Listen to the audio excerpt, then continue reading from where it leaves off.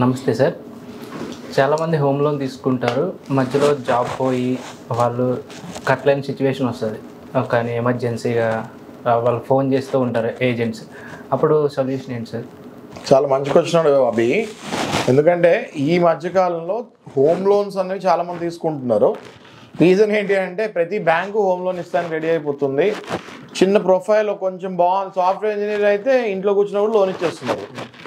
వీళ్ళకి ఏమవుతుందంటే నేను నెల నెల అద్దె కడుతున్నా కదా, అద్దె ఎందుకు కట్టాలి, నేను అదే అద్దె డబ్బులు ఈఎంఐ కట్టుకుంటే నాకు సొంత ఇల్లు వచ్చేస్తుంది కదా అని వీళ్ళు ఏం చేస్తారంటే కోట్లు పెట్టి అపార్ట్మెంట్లు కొంటున్నారు. ఇప్పుడు నువ్వు వెళ్తే హైటెక్ సిటీ ఇవాళ చూస్తే ప్రతి అపార్ట్మెంట్ పట్టుకుంటే కోట్ల రూపాయలు ఉంది. అంటే ఈఎంఐ ఎంత లక్షల్లో అయిపోద్ది.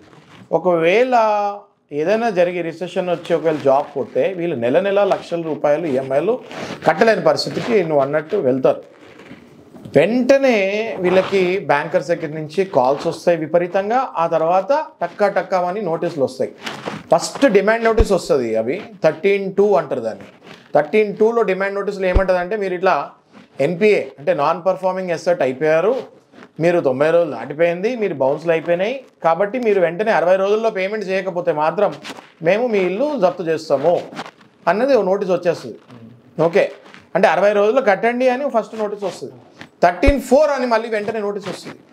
అదే నోటీసు అంటే నేను మీకు 13(2) పెట్టాము, మీరు దానికి రిప్లై పెట్టలేదు, కాబట్టి నేను మీ ఇల్లు తీసేసుకుంటున్నాను, పొజిషన్ నోటీస్ అంటారు దాన్ని, పొజిషన్ తీసేసుకుంటున్నాను నోటీస్ వస్తుంది. అప్పటికి పెట్టకపోతే సెక్షన్ 14 ఆఫ్ సర్ఫేసీ యాక్ట్ కింద కంపల్సరీగా మెజిస్ట్రేట్ గారి దగ్గర నుంచి వారెంట్ తీసుకొని వెళ్ళి ఆ ఇల్లుని జప్తు చేసి, ఏది ఒక పోలీస్ వాళ్ళ సపోర్ట్ తీసుకొని ఆ ఇల్లుని జప్తు చేసుకొని దాన్ని ఆక్షన్లో ప్రవేశపెడతారు. అందుకనే ఈ సర్ఫేసీ యాక్ట్ అన్నది చాలా డేంజర్. అంటే మనం టైంకి రియాక్ట్ అవ్వకపోతే చాలా డేంజర్. ఈ సర్ఫేసీ యాక్ట్ అని ఏంటి అంటే, సర్ఫేసీ యాక్ట్ ఏం లేదు, అది securitisation and reconstruction of financial assets and enforcement of security interest. అంటే ఏదైతే మీ ఇల్లు ఉందో దాన్ని మీరు ఈఎంఐ కట్టలేకపోతున్నారు కాబట్టి దాన్ని మళ్ళీ రీకన్స్ట్రక్షన్ చేసి ముందుకెళ్దాము అని అంటది ఆ యాక్ట్.